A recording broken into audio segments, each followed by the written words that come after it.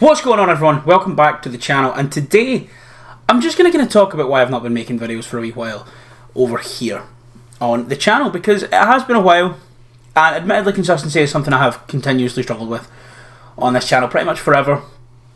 And I went into this year looking to be more consistent in my content and to make more content and to, just have things to do and make videos about and have fun with, and just really just use the channel as a place to have fun. And just put no real pressure on myself, make fun videos, talk about wrestling, spread positivity, like I always kind of try to do on this channel. And I suppose in saying that, because I always want to use this channel to spread positivity, that is the answer. Because right now, I just feel really burnt out with wrestling, and in turn, that is putting a huge amount of pressure on me to make videos, or stress that I'm not making videos, and overall I'm just kind of a little bit beaten down with everything in the world of wrestling right now. So I'm just going to kind of come on here and talk about that, and talk about just my thoughts on wrestling as a whole right now. Because at this point it's been over a month since I uploaded my last video on this channel, and that was the review of Backlash. And since Backlash, there's been a lot. AEW's been doing a lot. They had the Summer Blockbuster, the big 4-hour show as well. We had Worlds Collide, we've had Money in the Bank, we've had the build to Saudi, we've had all these things kind of happen. We've got the build to All In coming soon. We've got a Saturday night's main event on the horizon. We've got all these things happening, but I just can't really bring myself to care so much. Because on the one hand, AEW is still continuing to deliver consistently good in-ring product, and every time I watch, I feel like I'm watching another, fantastic TV match or a fantastic pay-per-view match, and they're, never really setting foot wrong in the ring. However, on the other hand, we're still running the Death Rider story, and we all know that is hopefully going to come to an end at All In. We can never really be sure with the way Tony Khan has booked this Jon Moxley title reign, but we should be ending this story at All In. We should have Hangman winning. We should have Hangman bringing back Big Platinum, rather. We should have Hangman as the world champ, the main character, the main reason people watch AEW. The biggest and best thing to come out of AEW is Hangman Page, in my opinion.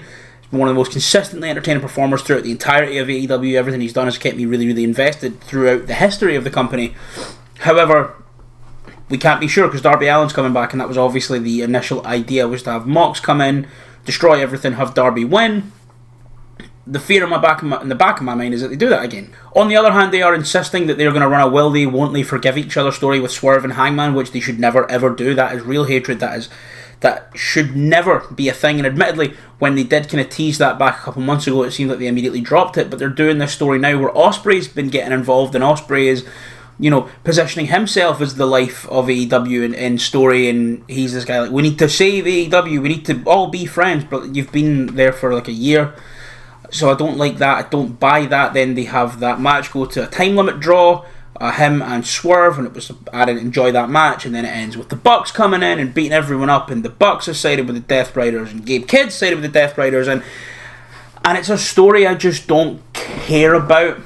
And I know that Mox and Hangman are going to have an incredible match, but in general I'm not overly fussed about the general direction the rest of it seems to be going. And I understand that we all just need to kind of sit back and watch, but at the same time, if they ever run the Hangman and Swerve forgiveness storyline, that just ruins probably the second best story in the history of AEW, behind the Hangman winning the title in the first place the first time.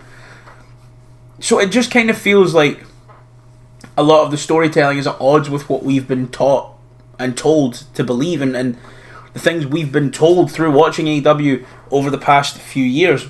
It doesn't feel like I can trust AEW going forward for a few different reasons. And I think a lot of this main event storyline is kind of the proof of concept of that for me. And not to mention, they're still, we don't have Athena on TV. We have Athena in the Shadow Realm in Ring of Honor, doing some of the best work of her career to a comparatively tiny audience. We now have the unified title going forward, with the International and the Continental Championship being merged into one. But what does that mean for the C2? What's that going to be for? That's going to become like a second world championship. Are we going to run a brand split? Are we going to run a Collision and Dynamite? Because that kind of feels like the answer at this point. But also, if we run that, we're just running a brand split and doing more WWE based things, which will give people on the internet a lot of reason to shout and run bad faith takes on the internet. And just in general, I kind of feel like I should be a lot more invested in AEW, and I'm not. And that could be for a number of reasons. The fact that I work Wednesday, Thursday, Friday, Saturday every week, which means I don't have a chance to watch AEW on the Thursday. I have a chance to watch Raw on the Tuesday morning, or even stay up for Raw if I want to. I have a chance to watch SmackDown on the Saturday after I get home from work. NXT, maybe not so much, but like I have a chance to watch all them, and also they're on Netflix and they're so much easier for me to get to.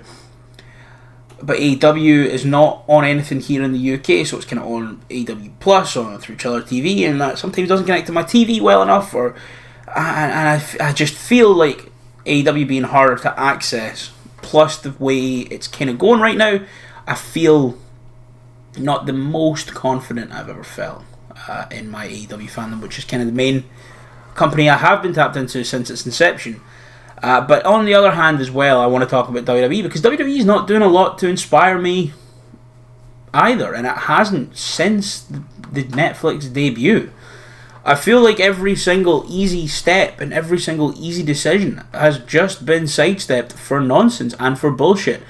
And we're still running a racist El Grande Americano story.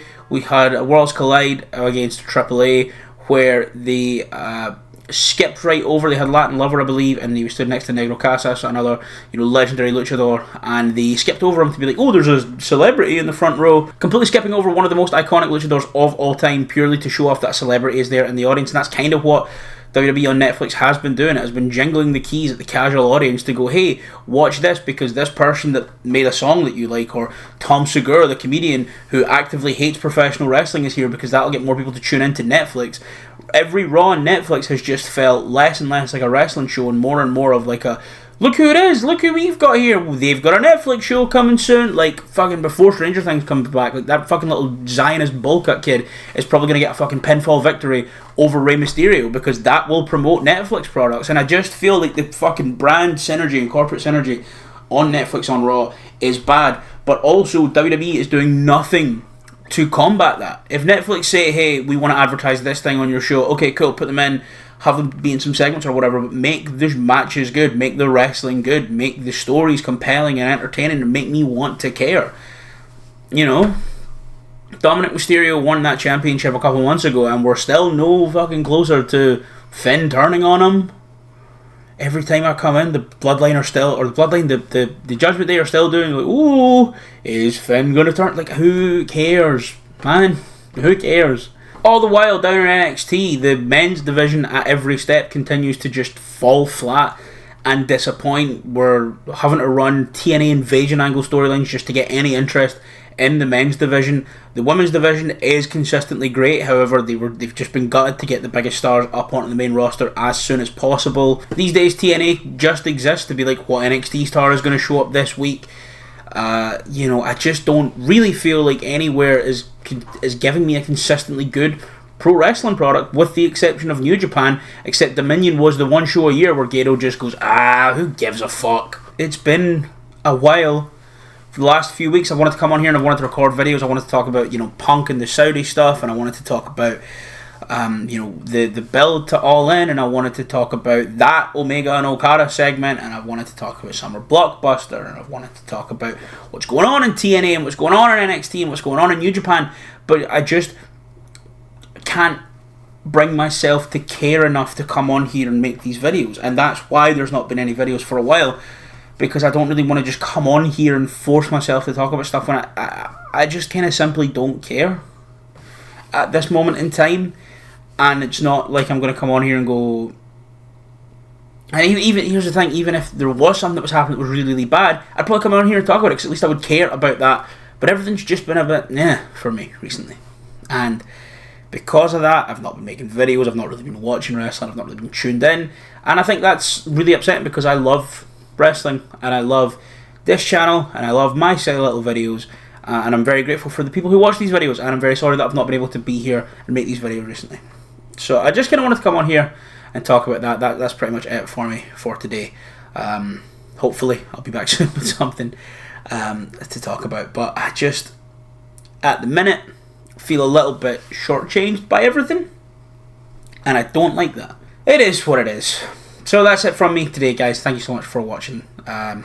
You know, if you're echoing these thoughts about wrestling at the minute, if you're a little bit zoned out, if you're a little bit kind of fed up with it, let me know what you are thinking down in the comments below. I really do want to hear everyone's opinion on everything that's going on right now. Are you really, really interested right now and you cannot see where I'm coming from? Like, should I be watching more? Where should I be looking? Things like that. I want to know what is going on. In terms of looking forward, though, I am really excited for All In. Omega Okada 5 is going to be fantastic.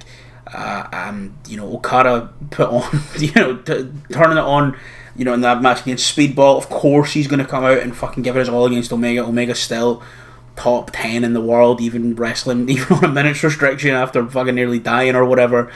Ibushi is apparently close to being ready to come back and be on TV, which is great. And he's actually allowed himself to heal instead of being a fucking idiot for a change.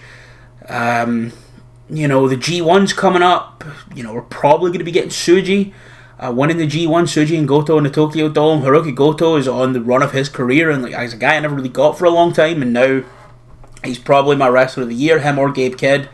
I think probably him for the fact that like he's not had a bad match. I think my favourite matches are Gabe Kidd, but in terms of consistently, it's Goto with Kidd at 2, and probably Sabre at 3. New Japan has been fantastic this year.